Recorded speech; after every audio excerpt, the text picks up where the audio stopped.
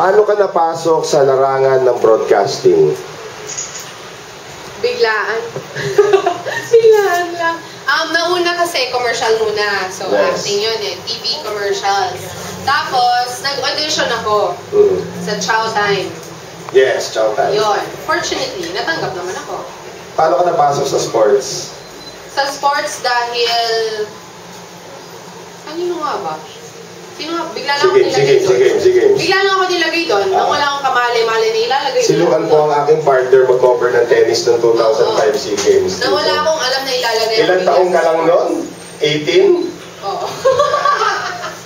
Noong 2005, 18 years old pa lang siya noon. Nilagay sa akin. Yan, nasira tuloy ulo. Tama. So, yung pagiging host ba, mahirap ba yung pagiging host sa television? At saka ano yung difference ng pagiging host sa television sa pagiging host sa live events? Actually kasi, bilang host ako sa TV, pero live din yung ginagawa ko. Parang pareho din pag nag-host ka ng event, bilang live sila. Pero kung mag-host ka sa TV, na naka-tape naman, mas madali siya syempre kumpara sa live, di ba? Kasi sa live, ayaw mo namang magmukha kang tanga in front of, di ba? Many people or in front, or on national TV, di ba? Alam ikaw yung mukhang stupido. So, kailangan alam mo rin kung ano yung ginagawa mo, kung ano yung binabalita mo. In short, may alam ka sa mga nangyayari sa kapaligiran mo. Kamusta naman yung samahan niyo doon sa unang hirit? Mukhang masaya niyo tuwing umaga. Masaya talaga doon. Doon, pamilya talaga. Walang ano. Yes, go ahead. Paano ka napasok sa Go Negosyo? Dati, sa Go Negosyo,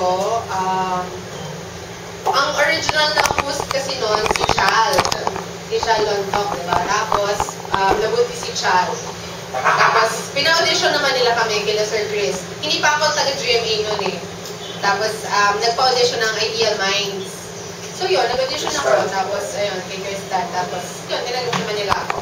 Nagkamali sila. Nagkamali sila. Evil lang, pero kasunod. Naalala ko ba, first interview ko niya, Ninong ko.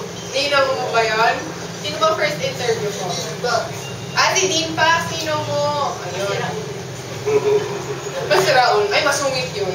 Masungit siya pag teacher mo siya, pero pag friend mo siya, sobrang bait. Wala na kayong tanong dito kay Luan. Ako kilala ko to. Ilang taon ko na kaibigan to. Ako nagtatanong. Saka hindi ko mo isang tawag na papunta natin siya rito. So palapakan natin si Luan. Yes! Dahil mo na dito para sa rito. Yes! Miss Luan, ang tanong ko naman, paano ka naman napasok sa pagiging makeup artist? Sikat din na makeup artist. Gusto ko, di rin.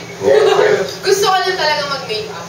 Maarte lang ako. Noong una kasi, nag-start ako magtrabaho, 14 years old ako. Hindi ako marunong mag-makeup. Hindi maglagay ng moisturizer o pulbo sa mukha, hindi ko magawa. Pero model ka na noon, 14 ka. Oo.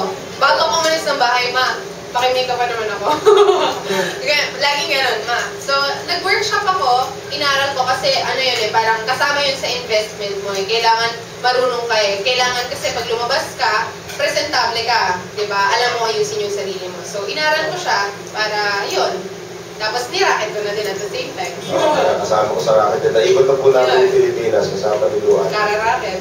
May picture nga kami, ako minimake-upan niya. Tapos nakalagay sa caption, this will take forever.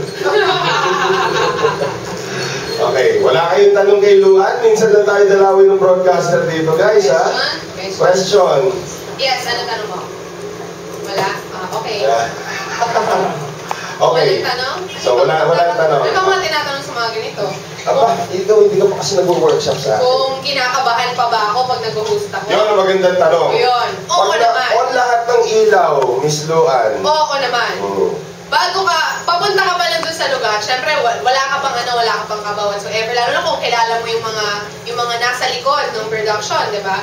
Pero pag nandun ka na, malapit na mag-umpisa siguro pag tinawag ka na, Miss Luan, standby po, 5 minutes will start.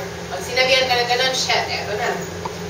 Wala na, hindi ka na makakain, tubig ka na lang ng tubig. Tapos, syempre, kung baga, gusto mo kasi perfect yung magagawa mo, di ba? Hindi ka magkakamali kung pwede lang ganun.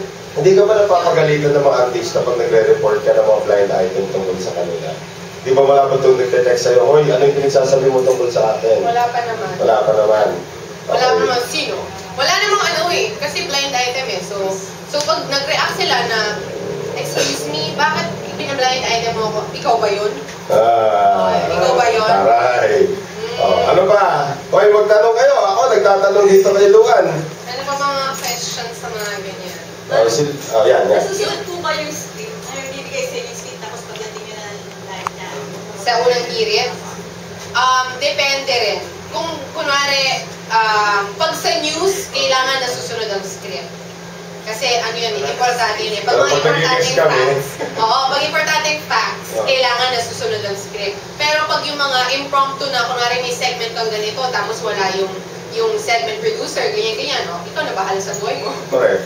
Bahala ka na sa buhay Saka pag nag-guest kami sa unang hirit, yung gumugulo buhay ng unang hirit. Oo, masyado kasi maingit si Sarate. Okay, wala na ibang tanong?